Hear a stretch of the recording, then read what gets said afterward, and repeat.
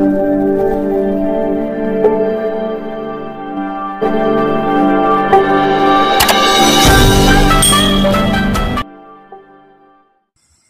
दोस्तों, पूर्वी भारत का झारखंड राज्य वैसे तो किसी अंतर्राष्ट्रीय सीमा से सीधे नहीं जुड़ा है, लेकिन पश्चिम बंगाल से सटे बांग्लादेश के कुछ इलाके इसके काफी करीब हैं। बीते सालों में कुछ जिलों में घुसपैठ बढ़ने के आरोप लग रहे हैं। जुलाई महीने में भारत के झारखंड हाईकोर्ट ने एक जनहित याचिका पर सुनवाई करते हुए राज्य सरकार को कथित बांग्लादेशी घुसपैठियों को चिन्हित कर वापस भेजने की योजना बनाने का निर्देश दिया।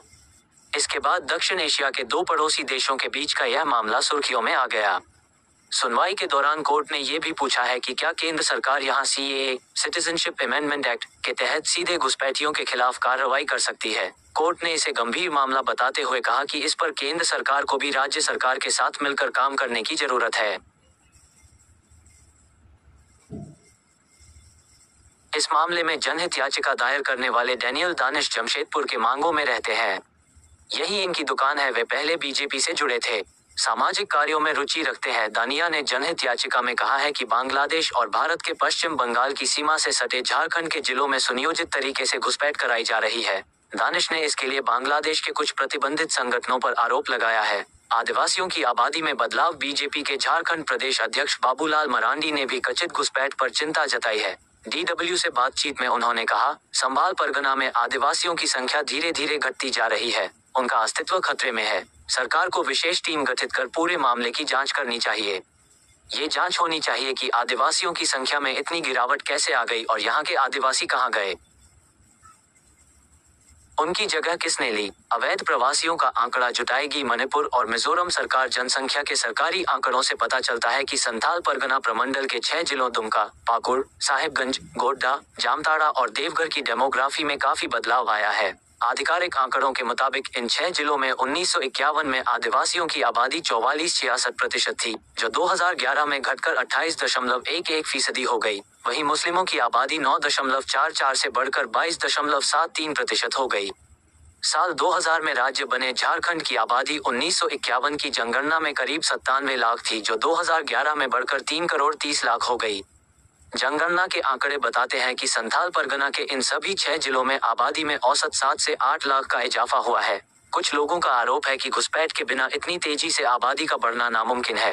हालांकि राज्य के दूसरे जिलों में भी आबादी के बढ़ने की रफ्तार लगभग एक जैसी है। घुसपैठ के आरोप पर राजनीति। झारखंड में हेमंत सरकार के मंत्री और जामताड़ा से विधायक इरफान अंसारी घुसपैठ से इनकार करते हैं। उन्होंने DW से कहा, बाबूलाल मरांडी अपने देश के लोगों को ही घुसपैठिया इसलिए कह रहे हैं क्योंकि ये लोग मुसलमान हैं और उन्हें वोट नहीं देते हैं। घुसपैठ रोकने की जिम्मेदारी केंद्र सरकार की है, उसे रोके। राजमहल से झारखंड मुक्ति मोर्चा के सांसद विजय हांसदा भी घुसपैठ के मामले में केंद्र सरकार के रुख पर सवाल खड़ा करते हैं। उनका कहना है, जो व्यक्ति हमारे देश या राज्य में है, उसे घुसपैठिया कहना गलत है। किसी की भी संख्या घट बढ़ सकती है। ये पॉपुलेशन इंडेक्स का मामला है। झारखंड सरकार के मंत्री मिथिलेश ठाकुर का भी कहना है, ये बार बार घुसपैठ की बात करते हैं। घुसपैठ रोकने की जिम्मेदारी केंद्र सरकार के पास है। सीमा सुरक्षा के लिए ग्रामीणों को प्रशिक्षित कर रही है पुलिस। बीजेपी नेता बाबूलाल मरांडी ने आशंका जताई है कि अभी जिस तरह राज्य में पहाड़िया के लोग दिख रहे हैं, आने वाले 50 वर्षों में उसी तरह यहाँ संथाल दिखेंगे। पहाड़िया झारखंड के इस इलाके की एक और जनजाति है। उन्होंने राजमहल विधानसभा क्षेत्र का जिक्र कर बताया कि 2019-23 के बीच एक बूथ पर 123% तक मतदाता बढ़े। इस तरह 50,000 वोटर बढ़ गए। मरांडी का आरोप है कि यह संख्या बांग्लादेश से आए रोहिंग्या मुसलमानों की वजह से बढ़ी। झारखंड में कैसे हो सकती है घुसपैठ। संथाल परगना के कुछ जिले बांग्लादेश की सीमा से महज 40-50 किलोमीटर दूर है। इनमें पाकुड़ सबसे नजदीक है। पश्चिम बंगाल के मालदा जिले का मोहदीपुर बांग्लादेश की सीमा से सटा हुआ है। इस इलाके में कहीं बाढ़ है तो कहीं सीमा खुली हुई भी है। मोहदीपुर से पश्चिम बंगाल के कालीमाचक होते हुए NTPC फरक्का मोड़ से राजमहल के लिए सीधी सड़क है। इस रास्ते में कोई चेकपोस्ट नहीं है। कालियाचक से महज 15 किलोमीटर की दूरी पर बांग्लादेश की सीमा है। सीमा पार कर कोई अगर बंगाल के कालियाचक आ जाए तो वह नाव से साहिबगंज में आसानी से दाखिल हो सकता है। फरक्का के तालतला घाट से नाव के सहारे साहिबगंज जिले के उथवा नाला पहुंचने का भी एक जरिया है।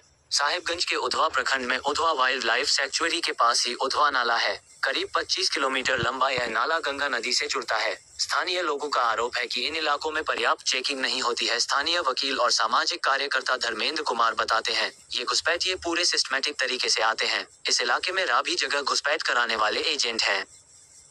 बांग्लादेश से चाहे वे गोयदीपुर के रास्ते या जंगीपुर के रास्ते माँ इंग्लिश पाड़ा के रास्ते जाते हों, उनको सिस्टमेटिक ढंग से यहाँ बसाया जाता है। बीवी और जमीन। धर्मेंद्र कुमार ने ये भी कहा कि आदिवासी लड़कियों से शादी करना, उसकी संपत्ति पर कब्जा और फिर वहाँ घर बनाकर रहना इस तरह के लोगों का उद्देश्य होता है। कुछ स्थानीय लोग बताते हैं कि घुसपैठियों का कथित नेटवर्क मुस्लिम युवक को आदिवासी युवती के नजदीक लाता है, जो चंद रुपयों के लेन देन के क्रम में प्यार में बदल जाता है।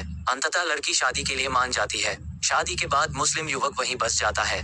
ऐसे कई लोग जिन जगहों पर रह रहे हैं उन्हें संथाल परगना में जमाई टोला कहा जाता है। जमाई का मतलब है दामाद। शादी के बाद आदिवासी लड़की की जमीन पर भी उनके पति का अधिकार हो जाता है। उनकी जमीनों पर वे खनन पट्टे भी हासिल कर लेते हैं। संथाल परगना में आदिवासी अपनी जमीन बेच नहीं सकते। इस वजह से लैंड गिफ्ट का खेल गिफ्ट डीड के जरिए चलता है। इसका कोई कानूनी महत्व नहीं है। आरोप है कि इसकी आड़ में ही घुसपैठ करने वाले लोग सस्ते में आदिवासियों की जमीन खरीद रहे हैं।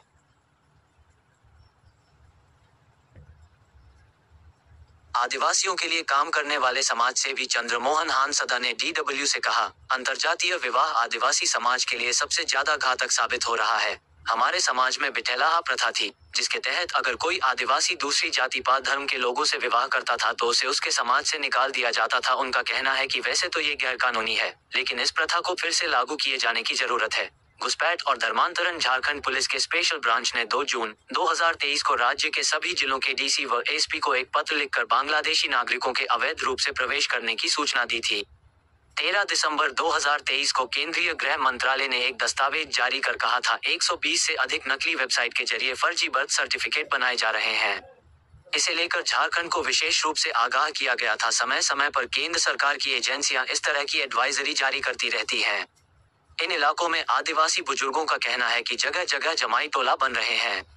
गांव में कोई एक आता है, हमारी लड़की से शादी करता है और फिर एक एक करके वे इतने हो जाते हैं कि हम ही कम पड़ जा रहे। ऐसे में तो हमारी बोली बानी सब गायब हो जाएगी। इन जिलों में काफी संख्या में आदिवासियों के धर्म परिवर्तन करने की भी खबरें हैं। दुमका जिले के बागडूबी इलाके में संचालों के घर पर ईसाई धर्म के चिन्ह खूब दिखते हैं। यहाँ की स्थानीय निवासी मुख्यस्था एवं सरोजनी कहती है, गांव में चर्च से जुड़े लोग बराबर आते रहते हैं और आदिवासियों को ईसाई धर्म अपनाने को लगातार प्रेरित करते हैं।